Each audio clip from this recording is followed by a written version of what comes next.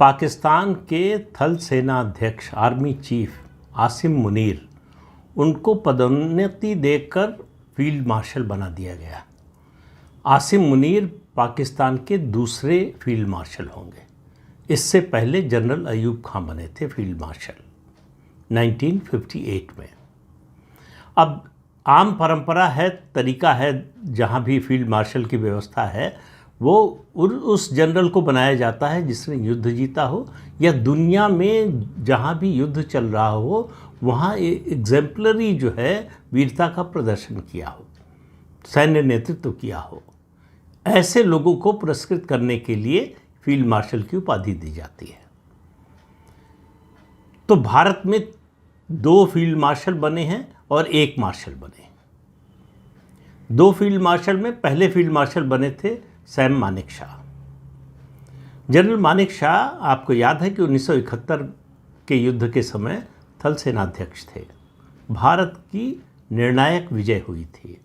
उसके बाद जो है सरकार ने उनको फील्ड मार्शल की उपाधि दी थी।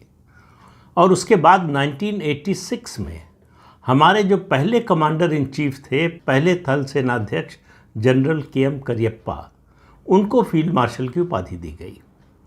इसके अलावा 2002 में हमारे जो एयर चीफ मार्शल रह चुके थे अर्जन सिंह, उनको मार्शल की उपाधि दी गई। तो जो थल सेना में फील्ड मार्शल होता है वो एयरफोर्स में उसके बराबर का अगर पद कहा जाए तो मार्शल का होता है। तो आप एक तरह से कह सकते हैं कि हमारे यहाँ से 3 फील्ड मार्शल हुए, लेकिन किसी फील्ड मार्शल की कोई राजनीतिक महत्वाकांक्षा नहीं थी। अयूब खान पहले फील्ड मार्शल बने अक्टूबर 1958 में। परिस्थिति क्या थी वहाँ असंतोष था, भ्रष्टाचार था, महंगाई बढ़ रही थी, जल्दी जल्दी सरकारें गिर रही थी, नई सरकारें बन रही थी, राजनीतिक अस्थिरता थी।